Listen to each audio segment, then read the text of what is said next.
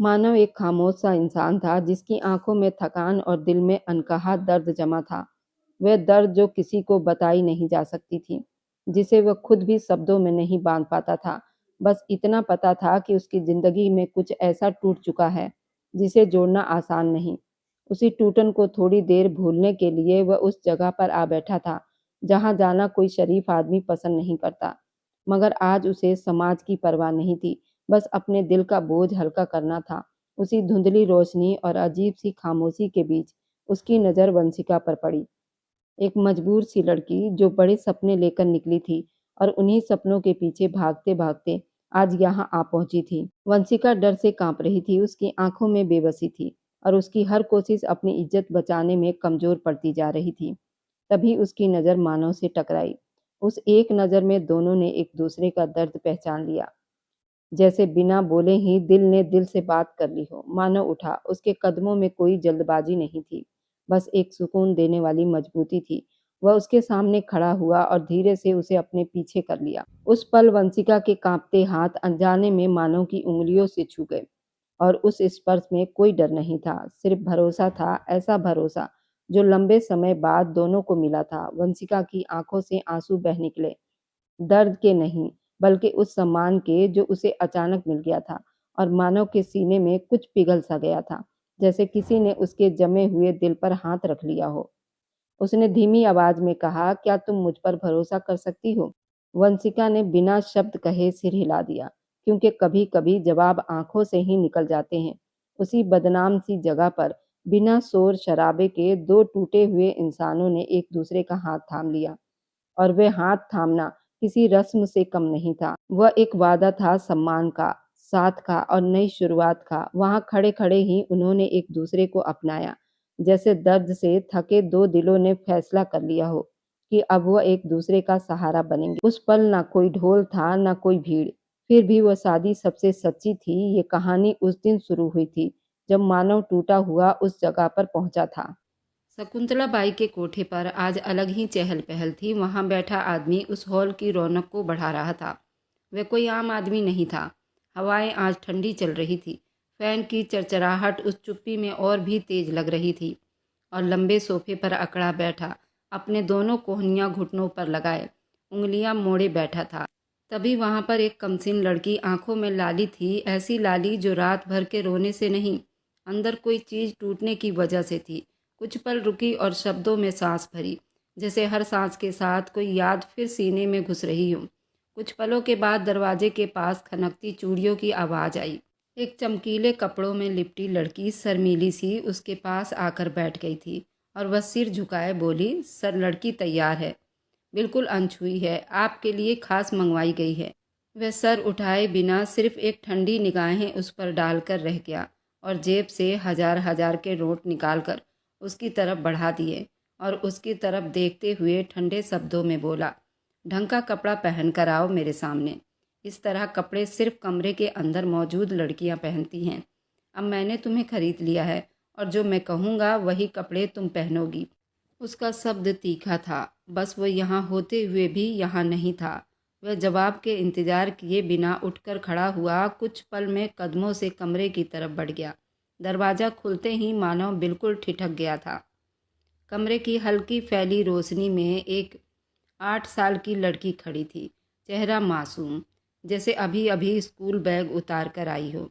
हाथ बेचैनी से दुपट्टे के मुड़े हुए किनारों को पकड़े खड़ी थी। आंखों में डर इतना गहरा कि कमरे के कोने में भी कांपता हुआ महसूस हो रहा था। मानव ने दरवाज़ा बंद किया, उसके दुपट्टे की तरफ हाथ बढ़ाया। उसकी उंगलियां कपड़ों को छूने ही वाली थी कि वह लड़की कांपती हुई एकदम से पीछे हटी थी, लेकिन दुपट्टा मानव के हाथ में आ चुका था।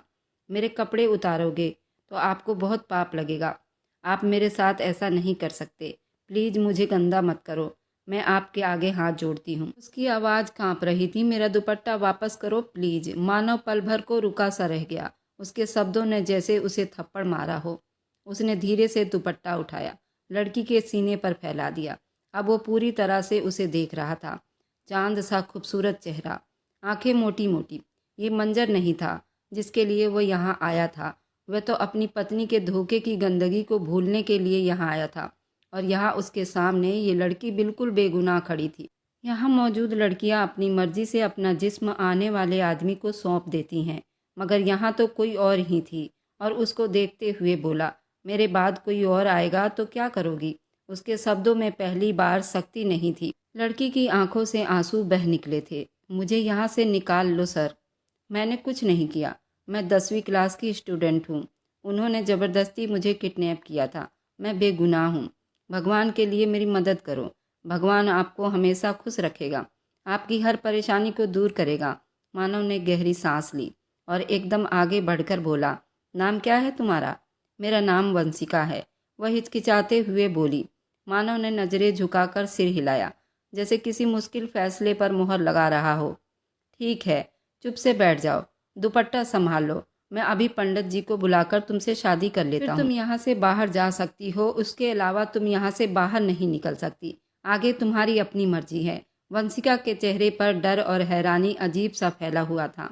वह उसको देखते हुए बेचैन शब्दों में बोली, लेकिन आप तो मुझसे बहुत बड़े लग रहे हैं। उसका शब्द मासूमियत से भरा हुआ था। मैं आपसे कैसे शादी कर सकती हूँ? मैं तो सिर्फ 18 साल की लड़की हूँ। मानव सख्ती से नहीं, बल्कि थके हुए इंसान की तरह बोला, शादी के बाद तुम आज़ाद हो जाओगी, वरना हर रोज़ हर एक नए आदमी के बिस्तर पर तुम्हें भेज दिया जाएगा। इज्जत की ज़िंदगी बिताना चाहती हो या फिर ये गंदगी भरी ज़िंदगी चाहिए? फैसला अब तुम खुद कर सकती हो। लड़की का गला रुंध सा गया। कुछ पल उसने चुप से अपने दुपट्टे को उंगली में फंसाकर घबराकर सर हिलाया। ठीक है सर, मैं कर लूँगी आपसे शादी। मुझे यहाँ से निकाल लो। मैं ऐसी गंदी जगह पर नहीं रहना चाहती। मैं पिछले 2 दिनों से यहाँ बहुत तकलीफ़ में हूँ। प्लीज़ मुझे यहाँ से निकाल लो। मैं हमेशा आपकी एहसानमंद रहूँगी। मानव ने हल्का सा सिर हिलाया। आंखों में अजीब सी नमी थी। तो तैयार रहना, मैं अभी आता हूँ। वह मुड़कर दरवाज़ा खोलता। कदम मजबूत थे मगर दिल भारी थे और बाहर चलता चला गया। कमरे में सिर्फ वंशिका की सिसकने की आवाज़ रह गई थी और वह कांपता हुआ दुपट्टा जो अभी उसके हाथों में सहारा ढूंढ रहा था। कुछ देर बाद हॉल की हवा में अभी भी वैसा ही सन्नाटा था। दीवारों पर लटके बल्ब रोशनी छोड़ रहे थे, जिसमें हर चीज़ के साए लंबे थके हुए महसूस होते थे। मानो सोफे के किनारे पर बैठा आगे की तरफ झुका हुआ था, जैसे उसके दिमाग में कई फैसले तैयार हो रहे हों। सामने शकुंतला बाई अपने रोब और गुरूर में बैठी थी, चूड़ियाँ बजाती बेफिक्र से उसे देख रही थी और उसको देखते हुए गंभीर शब्दों में बोली, 60 लाख लगेंगे इस लड़की को यहाँ से ले जाने में। तो ठीक है, 60 लाख में डील डन कर रहा हूँ। उसके बाद तुम्हारा उस लड़की से कोई संबंध नहीं होगा। न परेशान करोगी, न मिलने की हिम्मत करना। और अगर तुमने ऐसा कोई भी काम करने की हिम्मत की, याद रखना तुम्हारे साथ मैं कुछ भी कर सकता हूँ। मानव का शब्द गुस्से में भरा हुआ था। सिर्फ फैसला। शकुंतला बाई के होठों पर हल्की सी चालाकी की मुस्कुराहट आ गई थी। 60 लाख के बाद तो हम इस लड़की का नाम भी नहीं लेंगे। आप बस पैसे दे दो, लड़की आपकी हो गई। हमने ऐसी कई तरह की डील की है, मगर इतना पैसा हमें किसी से नहीं मिला। तुम्हारी औरत यहाँ पर कभी आई थी, इस बारे में यहाँ या कहीं भी कोई बात नहीं होगी। इस बात से तुम बेफिक्र रहो। मानव गहरी सांस लेकर बोला, ठीक है, मैं तुम्हारे अकाउंट में ट्रांसफ़र करवा देता हूँ। कैश लोगी या? शकुंतला बाई आंख दबाकर बोली, कैश। आधा ट्रांसफ़र कैश में कर देना। अब कुछ पैसे हमारे हाथ में भी तो हो, इंसान को खुशी मिलती है। तुम समझ रहे हो ना साहब हम क्या कहना चाहते हैं? वह बेअसर सर हिलाकर बोला, पंडित जी आ रहे हैं, अभी शादी करूंगा और आज ही यहाँ से सारे बंधन बनाकर बाहर निकलूंगा। लेकिन याद रखना, अगर तुमने मेरी होने वाली पत्नी के साथ कोई भी रिश्ता जोड़ने की ज़रूरत की या फिर उसकी बात की, ये पैसे भी वापस लूँगा और तुम्हारा ये बदनाम कोठा हमेशा के लिए बंद करवा दूंगा। शकुंतला बाई ने खनकती चूड़ियाँ बजा दी। जैसा आपको अच्छा लगे साहब। हम तो यही कहेंगे कि सब कुछ ठीक से हो, अच्छे से बीत जाए। चाहे हमारी तरफ से ना कभी पहले आपको कोई शिकायत मिली है और ना आज आपको शिकायत मिलेगी। ये वादा है मेरा। हॉल में कुछ मिनट और ज़्यादा खामोशी हो गई। मानव का चेहरा पत्थर की तरह सख्त था, मगर आंखों में फैसला लिखा हुआ था। कुछ देर के बाद एक हल्की सी खटखटाहट दरवाजे पर पड़ी। 2 बूढ़े आदमी धोती पहने, माथे पर तिलक लगाए वहां पहुंच चुके थे। मंडप सजाया जा चुका था। पंडित जी ने अपनी रस्म शुरू कर दी थी। पंडित जी का पैर छूते उनका आशीर्वाद लेते हुए पंडित जी ने उसकी तरफ देखते हुए धीमी आवाज में बोले, मानव साहब, इस जगह पर बुलाया है आपने? सब ठीक तो है ना? पंडित जी को अजीब सी घबराहट हो रही थी। आज से पहले इन गलियों से कभी गए भी नहीं थे, लेकिन इतने बड़े बिजनेसमैन मानव ने आज उन्हें उस बदनाम गली की सबसे बदनाम बिल्डिंग में खड़ा करवा दिया था। मानव ने एक पल को नज़र झुकाई, फिर संभल कर बोला, हाँ सब ठीक है पंडित जी, मुझे अभी शादी करनी है इस लड़की से। वह अंदर है। पंडित जी ने बड़ी आराम से सर हिला दिया। जी जी बिल्कुल, बुला लो उसे, हम इंतज़ाम कर लेते हैं। उन्होंने बात को और ज़्यादा नहीं बढ़ाया था। मानव के सामने बात करने की परमिशन किसी को भी नहीं थी, इसलिए पंडित जी भी अपने शब्दों को बड़ी संभाल कर बोल रहे थे। मानव ने अपने आदमी को इशारा किया, फिर दुल्हन को वहाँ बुलाया गया था और पंडित जी ने कार्यक्रम शुरू किया था। पंडित जी ने अपने कुछ मंत्र पढ़े थे। उन दोनों का जयमाला हुआ था और फिर बड़े साधारण तरीके से फेरे डलवाकर शादी को संपन्न किया गया था। कुछ पलों के बाद हल्की सी गुनगुनाहट हॉल में गूंज गई थी। लाल दुपट्टे चेहरे पर झुकाए वंशिका धीरे कदमों से अंदर आई। उसकी उंगलियां दुपट्टे के किनारों पर सिमटी हुई थी। वो मानव के बराबर में बैठ गई थी, इस तरह जैसे खुद को बचा रही हो, दुनिया से नहीं, अपने डर से। हॉल में पल भर को पूरी चुप्पी छा गई थी। लड़कियां हसरत भरी नज़रों से वंशिका को देख रही थी, जो उसके साथ आई थी। इज्जत से ही विदा होकर उस बदनाम कोठे से जा रही थी, एक ऐसे आदमी के साथ जिसके नाम से ही हर आदमी कांपता था। पंडित जी ने पहले मानव को देखा। मानव ने हल्के सिर के इशारे से परमिशन दे दी थी। पंडित जी ने नरम लेकिन साफ शब्दों में सारे मंत्र पढ़ाए थे। शादी संपन्न करवाई गई थी। बस सिर्फ उस लड़की को आज़ाद करने के लिए ये रिश्ता जोड़ दिया गया था।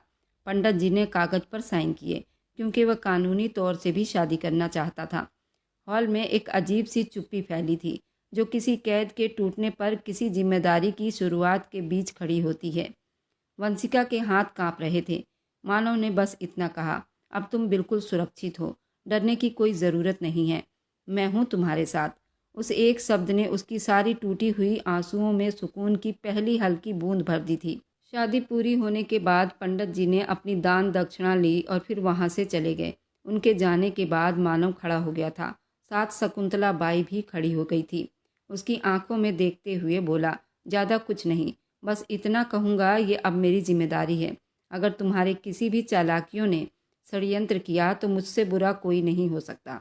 याद रखना, मैं अपने परिवार की औरतों को लेकर हद से ज़्यादा ही जज्बाती रहता हूँ। ये बात तुम्हें पता होना चाहिए। शकुंतला बाई ने सिर झुका लिया था, जबकि वंशिका का हाथ थामे सीधा बाहर की तरफ बढ़ गए थे। उसके आदमियों ने जल्दी से गाड़ी के दरवाजे खोले थे, जबकि वह चुपचाप उसमें बैठकर अपने फ्लैट की तरफ सवार हो गया था। इरादा तो हवेली में जाने का था, मगर फिर कुछ सोचकर वहां जाने से अपने कदम रोक लिए थे और फिर वह अपने फ्लैट की तरफ चला गया था। एक लंबी सफ़र के बाद गाड़ी एक झटके से एक बिल्डिंग के सामने रुकी थी, जबकि वह चुप से अंदर की तरफ बढ़ गया था। वह भी पीछे पीछे उसके हुक्म को मानने की कोशिश कर रही थी, मगर उसके कदमों से कदम मिलाना मुमकिन नहीं था। फ्लैट की लॉबी में दाखिल होते वक्त वंशिका के कदमों में डर की एक लहर दौड़ी थी। मानव के कदमों में एक अजीब सी चुप्पी थी और थोड़ी दूरी थी। लिफ्ट के आईने में दोनों के चेहरे एक पल को झिलमिलाए थे। लॉबी में दाखिल होते वक्त वंशिका के कदमों में डर की लहर थी। वह थका हुआ लग रहा था, दूसरा बिल्कुल डरा हुआ। दरवाज़ा खोलते ही सीधे छठी मंजिल के कॉर्नर वाले फ्लैट में दाखिल हो गए थे। अंदर दाखिल होते फ्लैट की चुप्पी ने उस लड़की का डर जैसे और बढ़ा दिया था। हल्की सफ़ेद रोशनी, सफाई से सजा हुआ गहरे नीले सोफे, गिलास टेबल पर पड़ी हुई, खूबसूरती से सजा कर रखा गया था। किताबें, सब कुछ इतना अच्छे से रखा गया था, वह अपने कदम भी पूरे नहीं रख पा रही थी। मानव ने जूते रैक पर रखे और पलटे बिना बोला, ये बेडरूम है, जाओ थोड़ा आराम कर लो, मैं एक कॉल करके आता हूँ।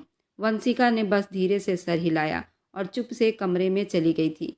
कमरा खुला हुआ था, सफ़ेद पर्दे हवा में हिल रहे थे।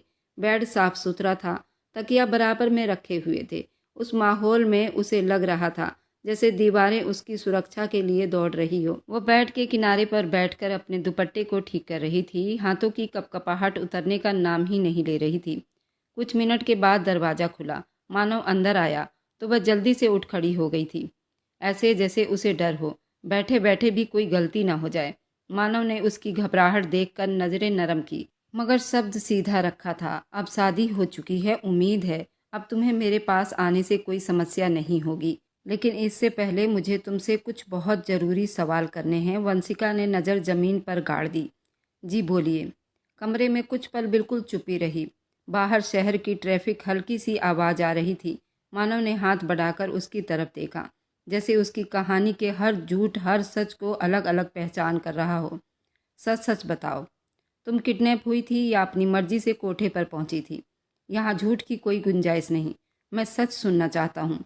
इतना याद रखना, मेरे लिए तुम्हारी सच्चाई को निकालना मुश्किल नहीं होगा, इसलिए सोच समझकर झूठ का सहारा लेना। पल भर में मानव के तरफ देखा, फिर नज़रें झुकाकर सांस भरी। मैं बहुत अच्छे परिवार की लड़की हूँ, लेकिन मुझे एक्टर बनने का बहुत शौक था। उसकी आवाज़ पहले ही शब्द पर टूट गई थी। फेसबुक पर एक लड़के से मेरी दोस्ती हो गई थी। उसने कहा था वो मुझे एक्टिंग सिखाएगा और मुझे सीरियलों में काम दिलवाएगा। उसने कहा कि घर से भाग आओ। मैं अपने घर वालों से बहुत छुपाकर उस लड़के पर विश्वास कर बैठी। उसकी बात मान ली थी। वह धीरे धीरे रो रही थी। वो मुझे ऑडिशन के बहाने कोठे पर ले गया था। झूठ बोलकर वहां पहुंचते ही वो पैसे लेकर चला गया था। मुझे 2 दिन से उन्होंने बंद करके रखा हुआ था। खाने को भी कुछ नहीं दे रहे थे। आज कहा था कि अगर मैं किसी और के साथ, उसका गला बंद हो गया था, किसी का बिस्तर सजाऊंगी तो खाने को मिलेगा, लेकिन मैं नहीं कर सकती थी। भगवान नाराज होते हैं, ये सब पाप है, बहुत बड़ा पाप है। मैं बहुत अच्छे परिवार की और इज्जतदार घराने की लड़की हूँ। मेरे पापा बहुत अच्छे इंसान हैं। उन्होंने कभी कोई गलती नहीं की, कोई पाप नहीं किया, तो मैं कैसे उनका नाम डुबो सकती हूँ? मानो उसे खामोशी से देखता रहा। उसके चेहरे पर तरस नहीं था, बस एक अधूरा सा दुख था, जैसे उस लड़की की भूल से ज़्यादा इस दुनिया की सच्चाई पर उसे अफसोस हो रहा हो। भूख लग रही है? वह बेहद नरमी से बोला था। वंशिका ने जल्दी से सरनामे हिलाया, जैसे हाँ कहना भी पाप हो। खैर, मानव ने गहरी सांस भरी। बैठ जाओ, मैं खाना मंगवा देता हूँ। मुझे मालूम है तुम 2 दिन से भूखी हो, तो ज़रूर अब बर्दाश्त नहीं हो रही होगी। वह धीरे से बेड पर बैठ गई। उसने मना करना जरूरी नहीं समझा। उसे सच में उस वक्त भूख लगी हुई थी। मना करने की बिल्कुल हिम्मत उसमें नहीं थी, इसलिए उसने अपनी शर्म को एक तरफ रखा। चुपचाप खाने पर अपनी भलाई समझी। मानव दरवाजे की तरफ जाते हुए रुक गया, पलट कर बोला, और एक बात, अब तुम यहाँ हो, ये मेरा घर है। मुझे तुम्हारी तरफ से कोई शिकायत नहीं चाहिए। मैं ये रिश्ता आज ही जोड़ूंगा। तुम इसे स्वीकार करोगी? मानव की बात सुनते उसके कान की लौ तक लाल हो गई थी, लेकिन इस बार वह जवाब नहीं दे सकी थी। बस सिर हाँ में हिला दिया था, जैसे वह सब कुछ स्वीकार करना चाह रही हो। मानव कमरे से निकल गया था। पहली बार उस फ्लैट की चुप्पी वंशिका को किसी कैद की नहीं लग रही थी, ये प्यार वाली महसूस हो रही थी।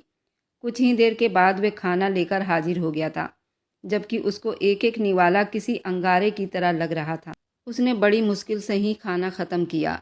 परेशान नज़रों से उसकी तरफ देखा था। वह कोई 22 या 25 साल की लड़की नहीं थी, बल्कि 18 साल की मासूम सी लड़की थी, जिसके लिए अभी ये सब बर्दाश्त करना मुमकिन नहीं था। खाना बड़े प्यार से खा रही थी। उसको देखते हुए बोला, अब आराम कर लो, सुबह बात करेंगे। वह उसको कहना चाहती थी कि अब आप मेरे साथ रिश्ता जोड़ सकते हो, लेकिन उसने अपने होठों को बंद ही रखा था। वक्त कभी न थमती है और न कभी थम पाएगी। अगली सुबह का सूरज अब उग चुका था। सुबह की हल्की सुनहरी रोशनी पर्दों के किनारों से अंदर को आ रही थी। फ्लैट में एक अजीब सी चुप्पी सी चहल पहल थी, ना बहुत तेज थी ना बहुत कम, बस इतनी कि वह लड़की के बेचैन दिल को जगा गई थी। वंशिका की आंख नींद और थकान के बीच झूल रही थी। कुछ पलों तक वह सीधी लेटी रही, जैसे दिमाग अपनी जगह पर वापस लौट रहा हो। फिर अचानक उसके होश हवास लौटे थे। वह झटके से उठकर बैठ गई थी। उसके सामने ही मानव खड़ा था। सफ़ेद शर्ट की कमीजों को ऊपर मोड़ा हुआ था और अपने ट्रेवल बैग में बड़ी सावधानी से कपड़े रख रहा था। उसकी हरकत चुप्पी थी, पर तेज थी, जैसे वह किसी अंदरूनी दर्द में बिजी हो। वंशिका अब उसे देखकर बड़ी घबराकर बोली थी, आप कहाँ जा रहे हैं मुझे छोड़कर? अब डर के मारे उसका दिल बंद होने को करीब आ गया था। वह और ज़्यादा बोलती, अगर आप रिश्ता जोड़ना चाहते हो तो मेरी तरफ से मना नहीं है, मगर प्लीज़ मुझे छोड़ कर ना जाना। मैं बेगुनाह हूँ, मैंने कुछ नहीं किया। मैं बहकावे में आ गई थी। मानव ने हाथ रोक कर उसकी तरफ देखा, फिर सुकून भरे शब्दों में कहा, तुम्हें छोड़कर क्यों जाऊंगा? साथ ही लेकर जा रहा हूँ, कपड़े रख रहा हूँ, बस हवेली के लिए निकलेंगे। ये घर सिर्फ मेरे आराम करने की जगह थी। मेरा घर यहाँ से कुछ दूरी पर है, जहाँ पर मेरी माँ और मेरे पूरे परिवार के लोग रहते हैं। वह हैरानी से पलकें झुकाने लगी। कौन सी हवेली? आपने मुझे बताया नहीं, आप कौन हैं?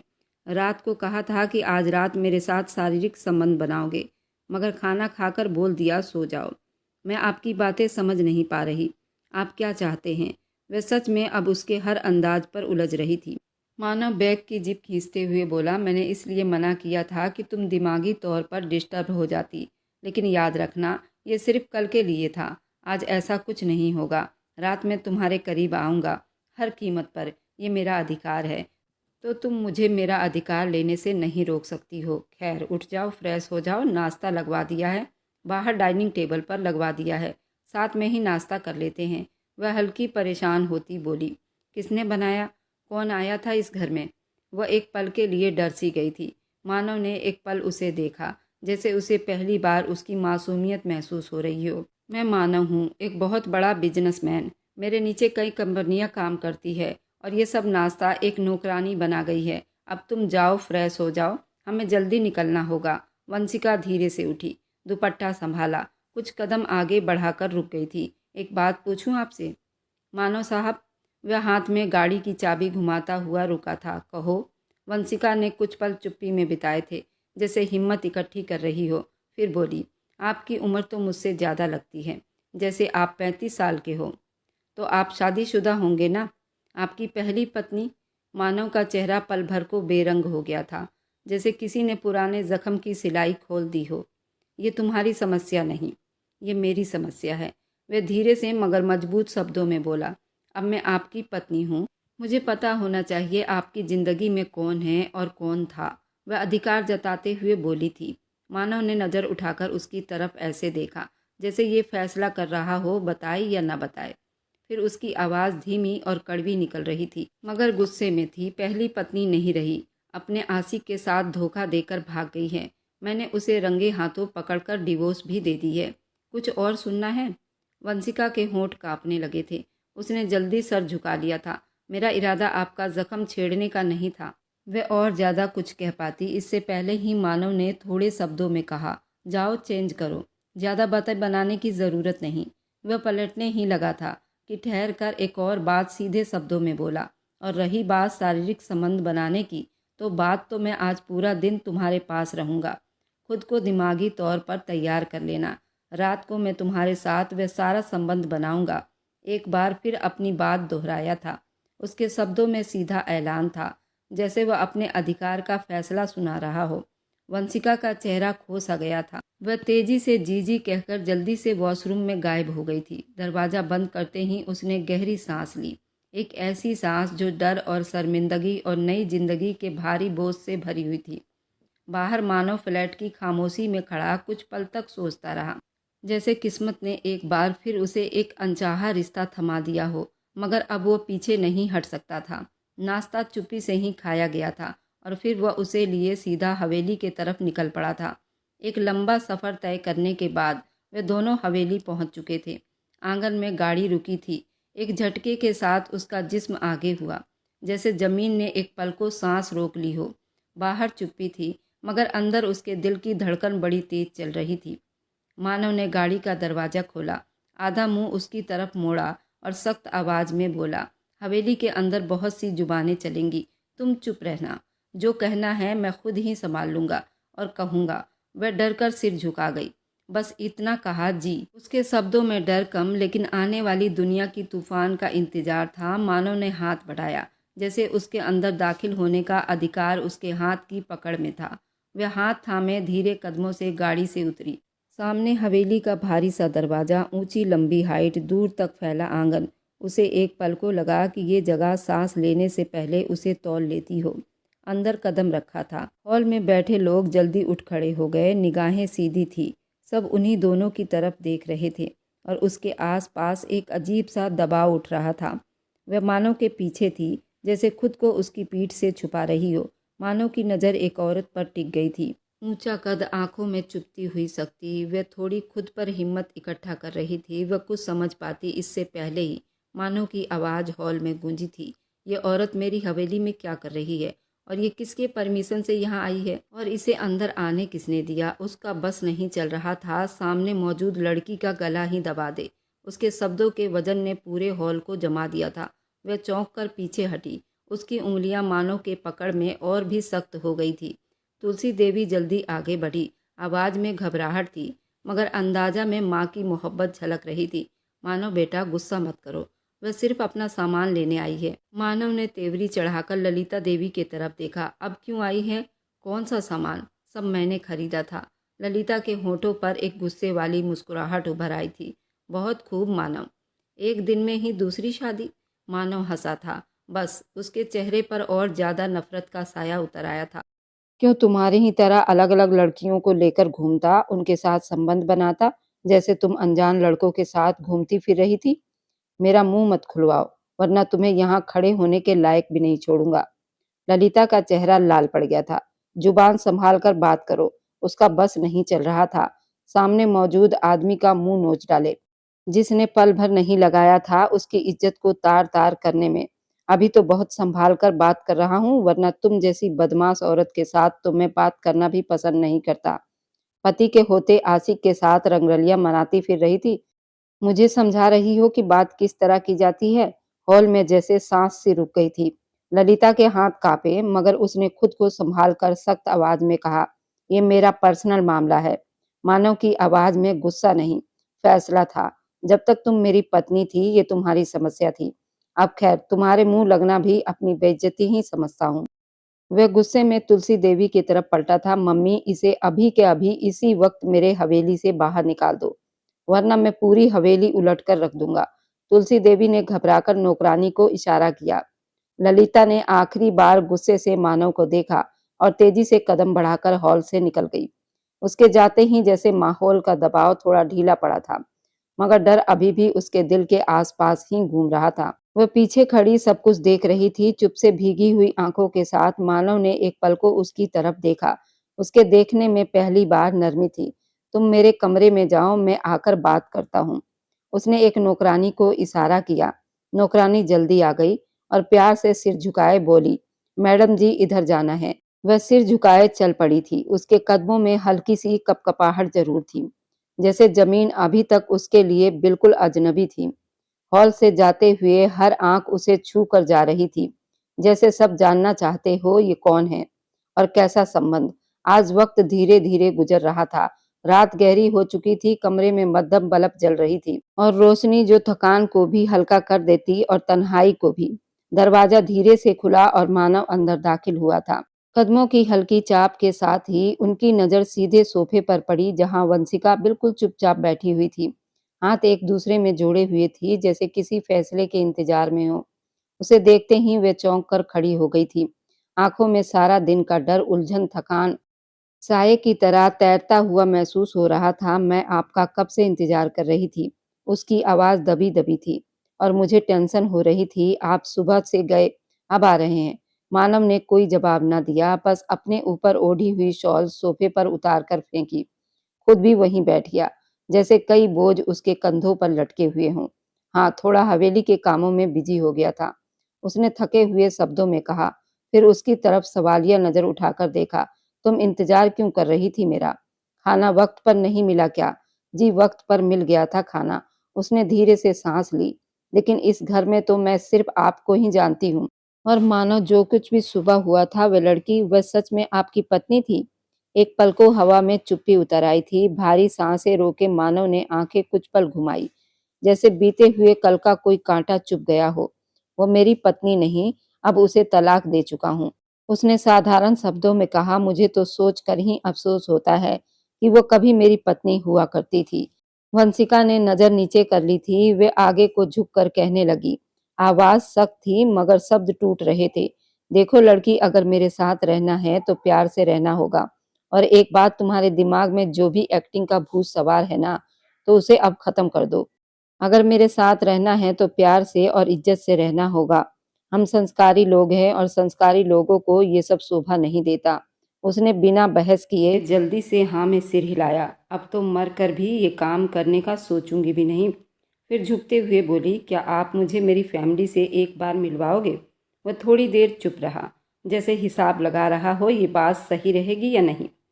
कोशिश करूँगा। उसका जवाब छोटा था लेकिन वादा भी था। फिर उसने सर पीछे सोफे पर टिका दिया। आंखों में अनदेखी थकान तैर रही थी। खैर अब मुझे तुम खुश करो, मेरा दिमाग बहुत भारी हो रहा है। वह घबराकर आगे बढ़ी। मैं आपका सर दबा दूं? उसने आंखें खोली और कहा, सर दबाना नहीं, मुझे खुश करना होगा। आवाज़ भारी। अब किसी तरह का बहाना नहीं, मैं तुम्हारे बिल्कुल पास आना चाहता हूँ। वंशिका ने एक पल को सांस भी नहीं ली। उसके गालों पर हल्की सी लाली उतर आई थी। डर और घबराहट का मिला जुला असर था। फिर धीरे से बोली, मुझे स्वीकार है।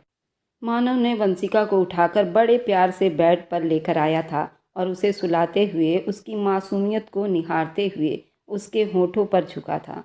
वह जो अपना सांस रोके उसके होठों पर गुम थी, वह अब उसके होठों को चूमता उसे लाल कर चुका था। धीरे धीरे उसके ब्यूटी बोन पर हाथ सहलाता उसे कांपने पर मजबूर कर गया, लेकिन वह फिर भी अपने आप को हिम्मत देने की कोशिश कर रही थी। वह बहुत कांप रही थी। उसका पूरा बदन सिहर रहा था, मानो धीरे धीरे उस पर अपनी पकड़ जमा रहा था। ब्यूटी बोन से कपड़ा हटाता उसे जोर से चूमने लगा था। वह जो बिल्कुल बेकाबू हुई थी, धीरे धीरे चूमता हुआ उसके बैली बटन तक आ चुका था। वह बार बार हिम्मत करती कि मानव को हटा दे, लेकिन उसको हटा नहीं पा रही थी। वह धीरे धीरे उस पर पूरा हावी हो चुका था। अब वंशिका की सिसकियाँ तेज हो रही थी। मानव बार बार कहता, कुछ नहीं होगा, बस रिलैक्स हो जाओ। वंशिका तुम बहुत खूबसूरत हो, एक और ना खत्म होने वाली नशा हो। मुझे अपने से दूर मत करो, नहीं तो मैं पागल हो जाऊंगा। आज की रात तुम्हें पूरा महकाना है, थोड़ा बर्दाश्त करो, मैं तुम्हें पाकर दीवाना हो रहा हूँ। वंशिका की चीखें एक झटके में बड़ी तेज हुई थी। वह वंशिका को पुचकारता अब अपने जिस्म को स्लो कर चुका था। धीरे धीरे वंशिका से पूछता, तुम ठीक हो? वंशिका अब आधी टूटी शब्दों में कहती, मुझे बहुत दर्द हो रहा है। उसको अपने सीने में दबाए अब धीरे धीरे उसे फिर से चूम रहा था। वह जोर जोर से सिसकियाँ लेती थी। उस रात उस कमरे में सिर्फ सिसकियाँ ही सिसकियाँ गूंज रही थी।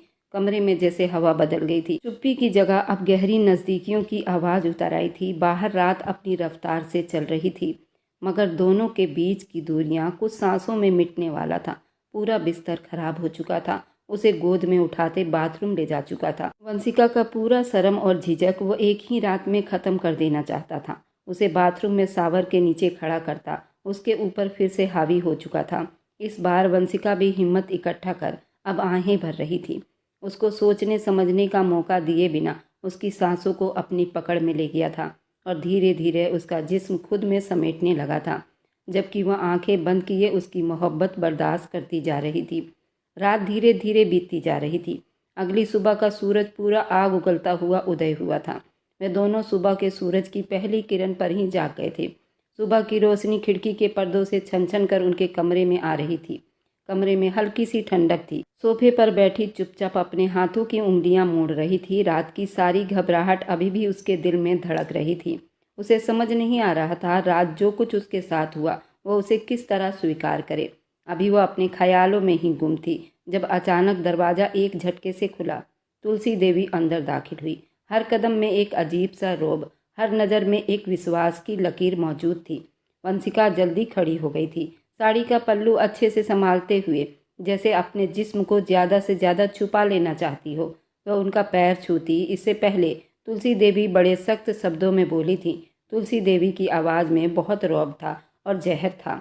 मेरे बेटे की पत्नी बनकर तुम्हें क्या लगा? तुमने बहुत बड़ा इनाम जीत लिया है। तुम्हें एक पल भी खुशी नसीब नहीं होने दूंगी। जो आग तुमने मेरे घर में लगाई है ना, तुम्हें उसी आग में जलाकर राख कर दूंगी। वंशिका का दिल एकदम हलक तक आ गया था। वो घबराए हुए बोली, मैं समझी नहीं माँ जी, आप क्या कहना चाहती हैं?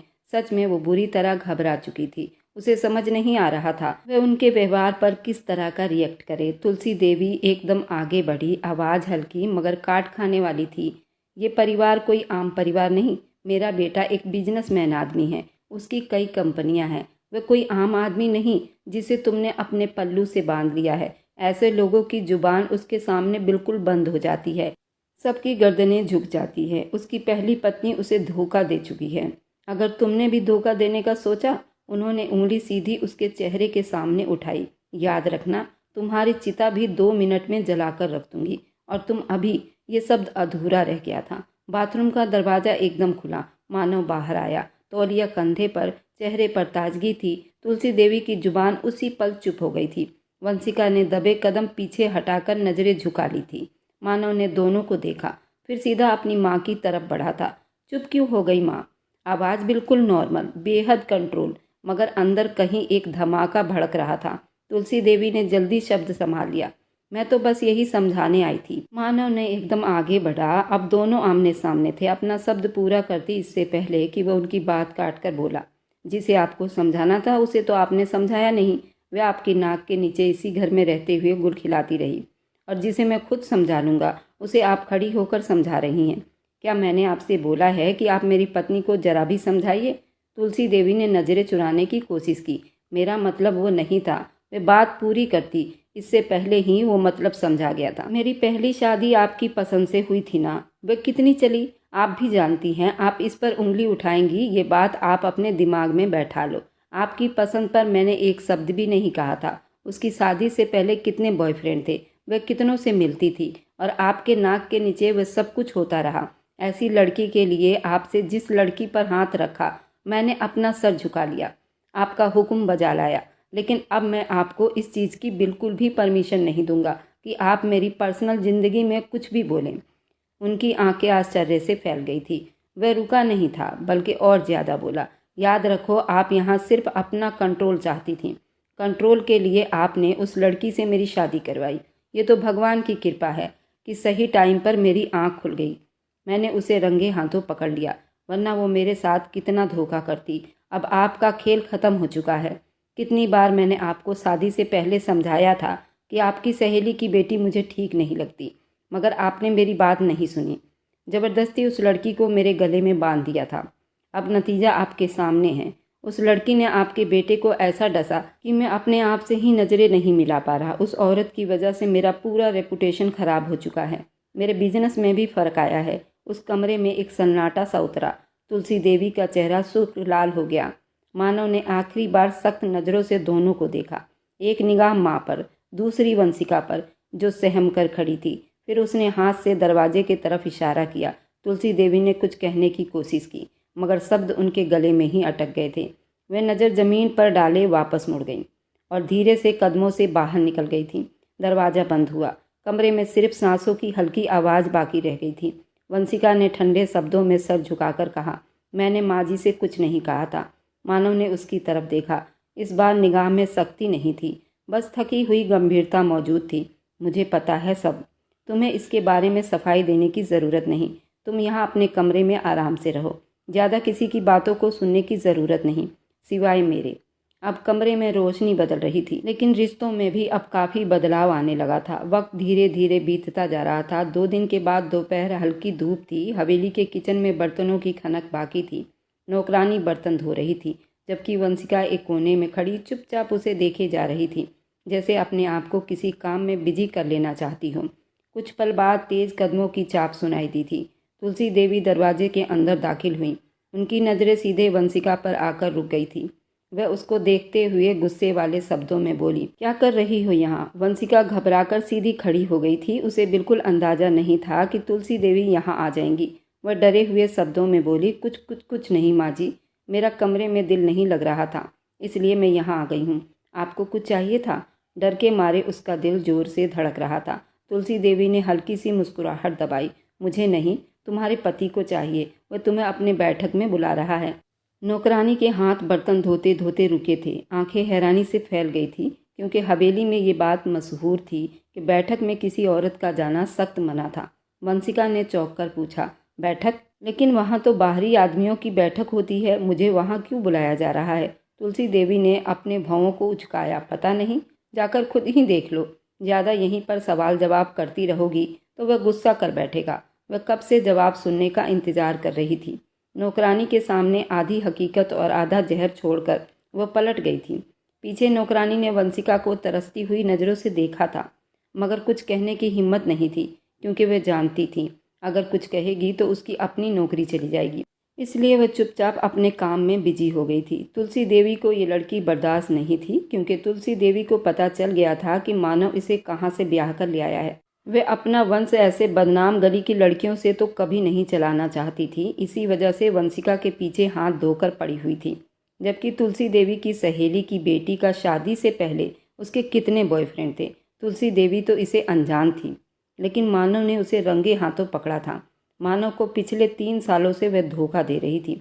उस दिन जब मानव रेस्टोरेंट में अपने क्लाइंट के साथ बैठा था, सामने वाली सीट ही उसकी पत्नी ने बुक करवा रखी थी। उस पर 3 लड़के बैठे हुए थे और वह बहुत मज़े से बात कर रही थी। वह तीनों लड़के आपस में दोस्त थे और उन तीनों दोस्तों की ये अकेली गर्लफ्रेंड थी। ललिता को ये नहीं मालूम था उसका पति भी उसी रेस्टोरेंट में बैठा है।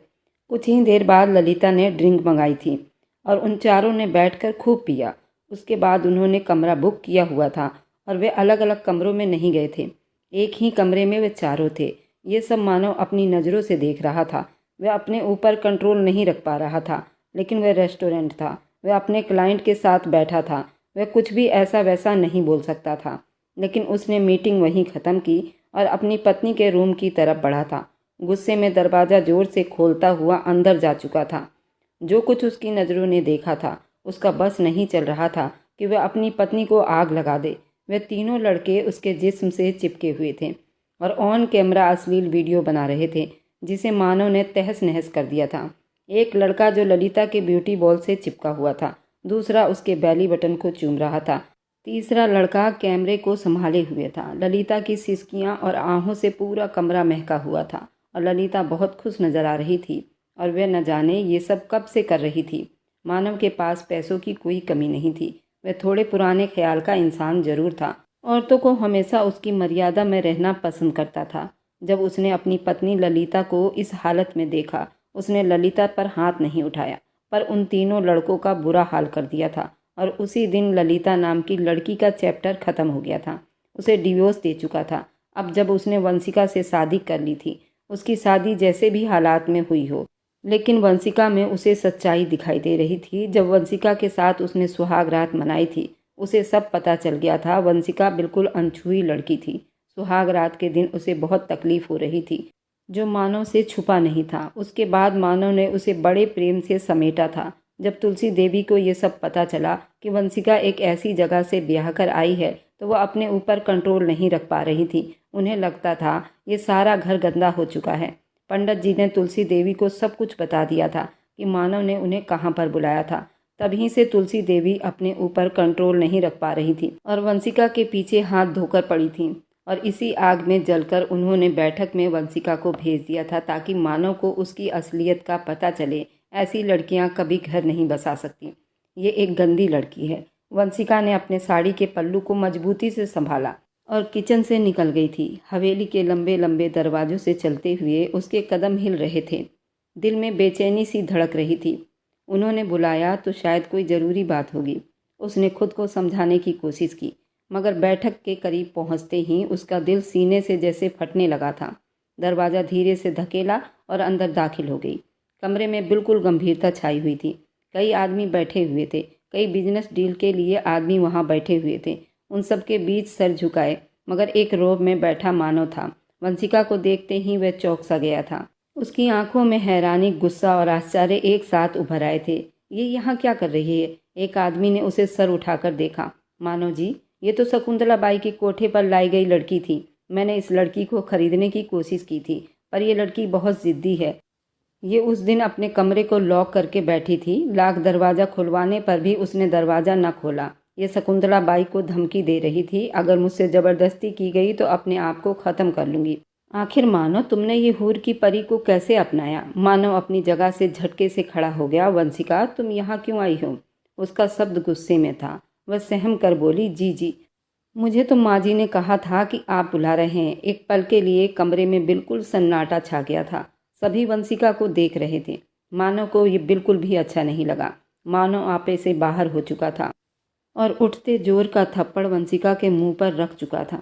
उसे उस बैठक से बाहर कर चुका था। लेकिन फिर वंशिका ने कहा, मुझे माँ जी ने यहाँ भेजा था कि आप बुला रहे हैं। बैठक के बाहर बिल्कुल सन्नाटा सा छा गया था। मानव ने दहाड़ती हुई आवाज़ में कहा, अभी अपने कमरे में जाओ, नहीं तो मुझसे बुरा कोई नहीं होगा।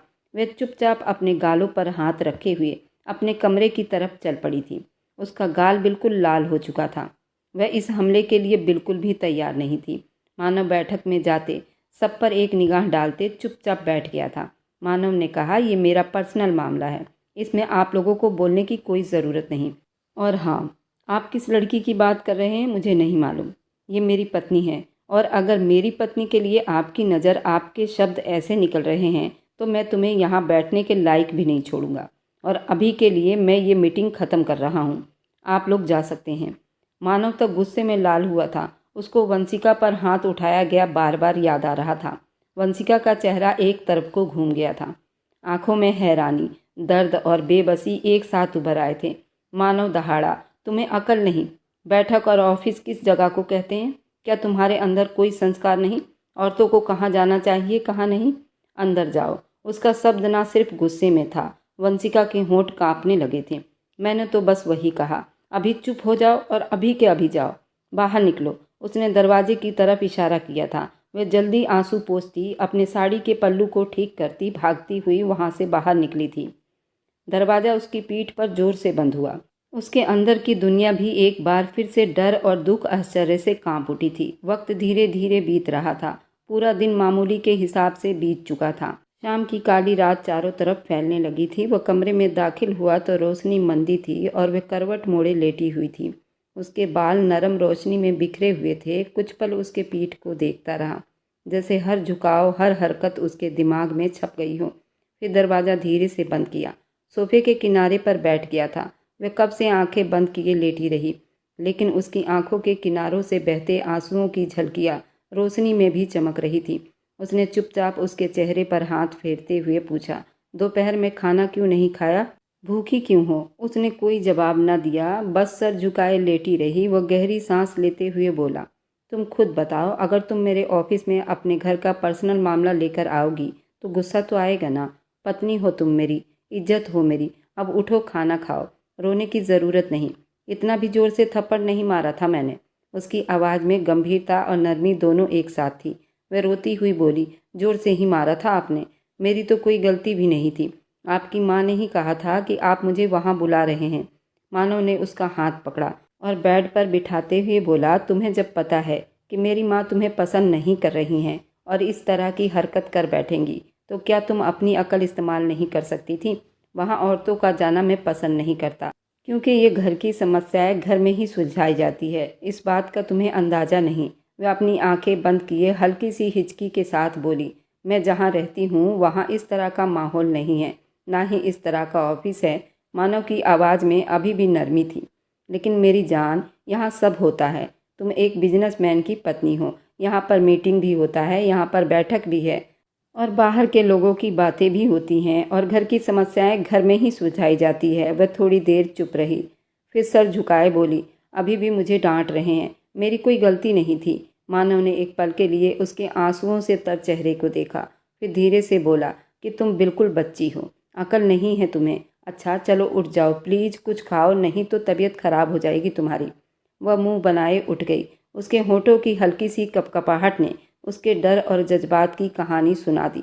मानव ने चम्मच उठाया, धीरे धीरे खाना उसके मुंह में रखा, नरम आवाज में कहा, तुम्हें खाना खाना चाहिए, तुम्हें मजबूत रहना चाहिए, बस आराम से खाओ। उसके हाथों से खाना लेने लगी। थोड़ी झिझक रही थी, फिर विश्वास उसके चेहरे पर झलक उठा था। वह उसके आंसू साफ करने लगा। उसके चेहरे की लकीरों में थकान और डर को प्यार भरी नज़रों से देख रहा था। उसने उससे हल्की सी हंसी में कहा, देखो तुम्हारे बिना ये सब कुछ अधूरा लगता है। वह सर झुकाए बोली, आप बहुत अच्छे हैं, मुझे समझ आ रही है। मानव ने उसके कंधे पर हाथ रखते हुए कहा, बस अब आगे का रास्ता तुम्हारे लिए भी सुरक्षित होना चाहिए। तुम आराम से खाओ, फिर मैं यहाँ तुम्हारे साथ रहूँगा। कोई परेशानी नहीं, कोई डर नहीं। वह थोड़ी देर खाने में बिजी हुई। वह चुपचाप उसके सामने बैठा रहा, कभी चेहरे की तरफ देखता, कभी खाने की तरफ। उसकी मौजूदगी में उसका दिल अजीब सुकून महसूस कर रहा था। कमरे की चुप्पी में सिर्फ खाने की हल्की आवाज़ और कभी कभार उसके हल्के आंसुओं की आवाज़ सुनाई दे रही थी। मानव ने इसके बालों में हाथ फेरा, कहा, देखो सब कुछ ठीक हो जाएगा, बस तुम समझदारी से काम लेना। वह सर झुकाए बस उसकी बातें सुनती रही, और पहली बार दिल में एक छोटा सा सुकून महसूस हुआ था। वह जानती थी ये जगह डर की नहीं बल्कि सुरक्षा की जगह बन चुकी है। वक्त धीरे धीरे बीतता जा रहा था। अब उस हवेली में रहते हुए उसे 4 महीने बीत गए थे। उस बीच उसने ज़्यादा वक्त कमरे में ही बिताया था। वह बाहर जाने से डरती थी। उसे इतना समझ आ चुका था उसकी सास उसे पसंद नहीं करती, इसलिए उसने अपना एक दायरा चुन लिया था। आज मामूली सा ही दिन था। वह कमरे में बैठी चुपचाप अपनी सोचों में मगन थी। अचानक एक नौकरानी अंदर आई थी। थोड़ी देर सर झुकाए खड़ी रही, फिर उसे खबर दी, आपको साहब ने ड्राइंग रूम में बुलाया है, जरूरी बात करनी है। वह घबराकर उठ गई। दिल जोर जोर से धड़क रहा था और कदमों की रफ्तार तेज करके वह ड्राइंग रूम की तरफ बढ़ गई थी। दरवाज़ा खोला तो उसके सामने एक पल के लिए दुनिया रुक सी गई थी।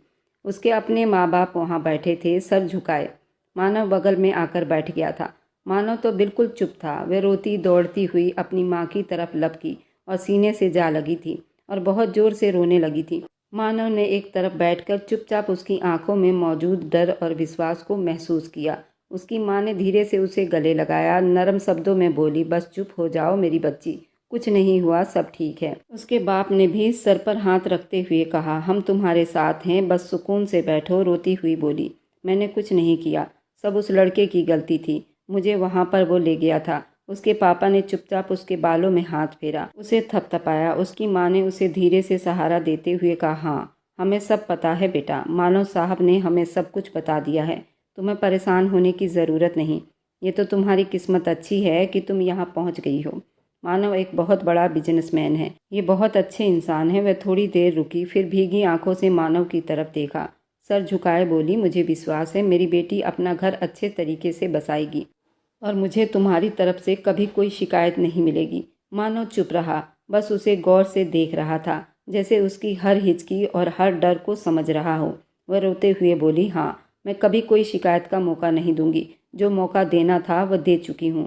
फिर उसने अपने पिता की तरफ ध्यान दिया और सर झुकाया, पापा आपने मुझे माफ़ कर दिया है ना? उसके बाप ने धीरे से सर पर हाथ रखते हुए कहा, हाँ मैंने तुम्हें माफ़ कर दिया बेटी। अगर तुम्हारा पति मानव ना होता तो मैं कभी तुम्हें माफ़ नहीं करता, लेकिन अगर तुम उनकी पत्नी बन गई हो तो तुम्हारे अंदर कोई न कोई अच्छाई ज़रूर होगी, क्योंकि ये इंसान बहुत अच्छे हैं। उसने एक बार फिर भीगी आंखों से अपने पिता की तरफ देखा और उस पल उसके दिल में सुकून और विश्वास की एक लहर दौड़ गई थी।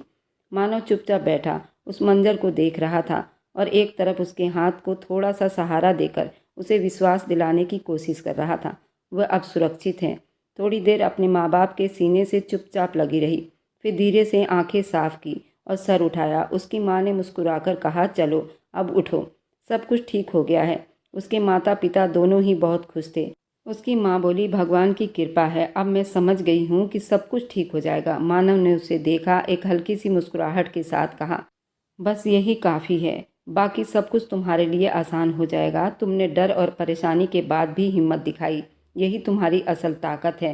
कुछ पल चुप्पी रही, फिर एक बार अपने माँ बाप को देखा, उनकी आंखों में मौजूद फिक्र और मोहब्बत को महसूस किया और दिल में बोली, अब सब कुछ ठीक हो जाएगा। ड्राइंग रूम की हवाओं में सुकून छा गया, जहाँ डर और शिकायत परेशानी के बाद अब सिर्फ विश्वास था, मोहब्बत थी। काफ़ी देर तक उनके माँ बाप उसके पास रहे और फिर परमिशन लेकर चले गए थे। वक्त की रफ्तार कभी नहीं रुकती। पूरा दिन मामूली के हिसाब से बीत गया था। रात की मंदी रोशनी में डाइनिंग रूम में माहौल चुप था और खाने की ट्रे के लिए धीरे से दाखिल हुई थी। उसे अचानक जोर का चक्कर आया, जमीन पर बेहोश होकर गिर गई थी।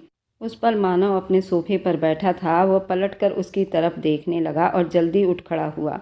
उसके जिस्म को अपनी बाहों में उठाया, उसका चेहरा थपथपाने लगा, मगर वह बिल्कुल बेहोश थी। उसे अचानक बेहोश होने पर वह बौखला गया था। अपनी माँ की तरफ देखकर वह जोर से बोला, जल्दी से डॉक्टर को फ़ोन करो, मैं इसे कमरे में लेकर जा रहा हूँ। तुलसी देवी ने जल्दी से डॉक्टर को फ़ोन मिलाया। मानव उसे सावधानी से उठाते अपने कमरे की तरफ बढ़ गया। कमरे की नरम बेड पर उसके कदमों की आहट की आवाज़ को दबा रही थी और हर पल उसके बेहोश जिस्म की सुरक्षा में जितना मुमकिन हो सका सावधानी रखी जा रही थी। कुछ ही देर के बाद तुलसी देवी डॉक्टर के साथ कमरे में दाखिल हुई। डॉक्टर साहब वंशिका की तरफ देखते हुए बोली, आप दोनों बाहर चले जाएं, और वे सर हिलाकर जल्दी कमरे से बाहर निकल गए। मानव भी चुपचाप किनारे पर बैठ गया। वह करीब 15 मिनट के बाद डॉक्टर बाहर आईं। दोनों बेकाबू उनके तरफ लपके। डॉक्टर ने मानव को देखते हुए कहा, आपकी पत्नी बिल्कुल फिट हैं, लेकिन आप लोगों को अब उनका ख्याल रखना होगा। तुलसी देवी घबराकर बोली, क्यों, क्या हुआ, सब ठीक है ना? खाना वक्त पर ही तो खाया था, फिर बेहोश क्यों हो गई? डॉक्टर ने नरमी से जवाब दिया, आप इतनी समझदार हैं, अभी भी नहीं समझी? वो माँ बनने वाली है। कुछ पल के लिए दोनों के बीच खामोशी रही। फिर अचानक तुलसी देवी की आंखों में आंसू आ गए। बोली, आप सच कह रही हैं? डॉक्टर, झूठ तो नहीं कह रही हो ना? डॉक्टर मुस्कुराते हुए बोली, नहीं, बिल्कुल नहीं। आप लोगों को बहुत बहुत मुबारक हो। बस उनका ख्याल रखना होगा। इस हालत में लड़कियां वीक हो जाती हैं। मानव सुकून भरे शब्दों में बोला, क्या हम उनसे मिल सकते हैं? डॉक्टर ने सर हिलाया, जी आप मिल सकते हैं। दोनों अंदर गए तो वह सामने होश में लेटी हुई थी। जल्दी उसके करीब जाकर उसका हाथ थामा। नरम आवाज में कहा, डॉक्टर क्या बोल कर गई है? तुम उसे मान रही हो? उसने सर हिलाकर जवाब दिया, हाँ, मैं आपको बताना चाहती थी। कुछ दिनों से तबीयत खराब थी, मगर शायद वहम हो इसलिए चुप हो गई थी। तुलसी देवी आगे बढ़ी, उनके माथे पर प्यार किया और बोली, मैं तुम्हें बता नहीं सकती मैं कितनी खुश हूँ। हमारे परिवार में कभी किसी को ये खुशी इतनी आसानी से नहीं मिलती। मेरी सहेली की लड़की 4 साल मानव के साथ थी, लेकिन उसे भी ये खुशी नसीब नहीं हुई। तुमने सिर्फ 4 महीने में ये खुशखबरी सुना दी। मैं अपने भगवान का जितना धन्यवाद करूं वह कम है। भगवान की कृपा है, अब सब कुछ ठीक हो गया है। ये कहकर वह बाहर की तरफ चली गई थी। तुलसी देवी को अब अपनी बहू वंशिका पर प्यार आने लगा था, क्योंकि वंशिका के माँ बाप भी तुलसी से मिलकर गए थे और सारी सच्चाई तुलसी देवी अब जान चुकी थी। उनके जाने के बाद वह मुस्कुराती निगाहों से उसे देख रहा था। उसके हाथ को थाम कर बोली, मैं आपको कैसे धन्यवाद करूं? आपने मुझे मेरी फैमिली भी दी और सब कुछ इतना अच्छा हो गया। वह बोला, अच्छा, बस तुम अपना ख्याल रखो। मैं तुम्हें बता नहीं सकता मेरे जज्बात अभी कैसे हैं। उसने सर हिलाकर कहा, मैं जानती हूँ, मैं सब जानती हूँ, पर पिता के लिए ये पल बहुत कीमती होता है। कमरे की चुप्पी सिर्फ नरम रोशनी, हल्की सांसों की आवाज़, प्यार की लंबी लंबी सिसकियाँ थीं। मानव ने उसके हाथ पर हाथ रखते हुए कहा, बस यही काफ़ी है, बाकी सब तुम्हारे लिए आसान हो जाएगा। उसकी आंखों में देखकर वह चुपचाप मुस्कुराई और दिल ही दिल में बोली, अब सब कुछ खुशियों से भरपूर है। वक्त की रफ्तार अपनी तेजी पर थी। 6 महीने के बाद चांदनी रात की नरम रोशनी में लॉन में हवा हल्की लहरों की तरह बह रही थी। वह एक बड़ी सी चादर में अपना सर छुपाए, घुटनों को सीने से लगाए बैठी हुई थी। ऊपर तारों से भरा आसमान देख रही थी। हर सितारा जैसे उसके दिल की चुप्पी को झलका रहा था। अचानक से उसे अपने पीछे हल्की सी आहट महसूस हुई। वह पलटी तो मानव धीरे से उसके पास बैठ गया था। वह कुछ कहती, लेकिन उसने जमीन पर बैठकर उसके पाँव में पहने जूतों पर लगी हुई मिट्टी अपनी ओढ़ी हुई शॉल से साफ करते हुए हंसते हुए कहा, तुम्हें बिल्कुल होश नहीं रहता। कहाँ मिट्टी में खेल रही थी? तुम्हारे जूते कितने गंदे हो रहे हैं। वह जल्दी बोली, आप क्या कर रहे हैं? ऊपर बैठो, नौकरानियां देख रही हैं। मानव ने मुस्कुराते हुए कहा, तो क्या हुआ? पत्नी के कदमों में बैठा हूँ, किसी महबूबा के तो नहीं। वह थोड़ी शर्माते हुए बोली, लेकिन अच्छा तो नहीं लगता। आप मेरे पति हैं, आप ऊपर बैठिए। मानव हंसते हुए बोला, ये पति अपनी पत्नी से बहुत खुश है। मेरा बस चले तो तुम्हें अपने सर पर बिठाकर पूरी रिश्तेदारी में घुमाऊं। वह मुस्कुराकर बोली, पहले तो थप्पड़ मारा करते थे मुझे। मानव ने नरमी से कहा, आपका नौकर आपके कदमों में बैठा है। महारानी साहिबा, आप सजा दें, हम हर सजा के लिए तैयार हैं। आप बोलो तो अपनी गर्दन काटकर तुम्हारे चरणों में अर्पण कर दूं। वह हंसते हुए बोली, भगवान न करे आपका साया मेरे बच्चों पर हो और आप बिल्कुल सलामत रहें। मानव ने धीरे से उसके पेट पर हाथ रखा। उसके बराबर में बैठकर आंखों में मोहब्बत भरकर बोला, मुझे तो हर पल भारी लगता है। पता नहीं ये वक्त कैसे बीतेगी, लेकिन वह पल जब मैं अपनी नन्ही सी जान को अपनी गोद में लूँगा, वह जब मुझे पापा बोलेगी, जब मैं पापा बन जाऊँगा, मैं तुम्हें बता नहीं सकता मैं कैसा महसूस कर रहा हूँ। उसने उसकी तरफ देखकर सर हिलाया और अपनी नरम आवाज़ में बोली, मेरे साथ भी ऐसा ही है। हर पल आपके बिना अधूरा लगता है। आपकी हर बात, हर कदम मेरे लिए कीमती है। मानव ने उसके हाथ को अपने हाथ में थाम लिया और दिल की गहराई से बोला, तुम्हारी मौजूदगी मेरे लिए सब कुछ है। तुम मेरे लिए सिर्फ पत्नी नहीं, मेरी दुनिया हो। हर खुशी, हर गम, हर पल मैं तुम्हारे साथ जीना चाहता हूँ। वह आंखों में नमी लिए उसके पास झुकी और बोली, मैं भी आपसे इतनी ही मोहब्बत करती हूँ। आपके बिना जिंदगी का मैं सोच भी नहीं सकती। आपके बिना मेरा हर दिन अधूरा लगता है। चांदनी में दोनों के चेहरे रोशनी में नहाए हुए थे। मोहब्बत और सुकून के अजीब मिले हुए असर थे। मानव ने धीरे से उसके बालों को अपने हाथों में लेकर कहा, बस तुम खुश रहो। तुम्हारा और हमारे नन्हे मेहमान का ख्याल रखना मेरी सबसे बड़ी जिम्मेदारी है। उसने एक पल के लिए आंखें बंद करके सर हिलाया, फिर मुस्कुराते हुए बोली, मैं हर पल आपके साथ रहना चाहती हूँ। आप और मेरी मोहब्बत हमेशा कायम रहेगी। मानव ने उसके हाथ पर अपने हाथ मजबूती से रखे, नरम शब्दों में बोला, तुम्हारी खुशी, तुम्हारा सुकून, हमारा परिवार, ये सब मेरे लिए बेहद कीमती है। अब कोई डर नहीं, कोई परेशानी नहीं, सिर्फ हम और हमारी मोहब्बत। रात के सुकून में चांदनी, हल्की हवा, मोहब्बत की नरमी, रोशनी के बीच दोनों सिर्फ एक दूसरे की आंखों में देखते रहे। दिल की हर धड़कन, हर पल एक दूसरे के लिए सुरक्षित, कीमती महसूस हो रही थी। उस पल चुप्पी में जिंदगी अपने सबक सिखा रही थी। मोहब्बत, भरोसा, परिवार, संबंध, ताकत, सबसे बड़ी हकीकत थी। अगर आज की कहानी आपको अच्छी लगी है तो आगे की और आने वाली सारी दिलचस्प रोमांटिक कहानियों के लिए मेरे चैनल को लाइक और सब्सक्राइब करते जाएं।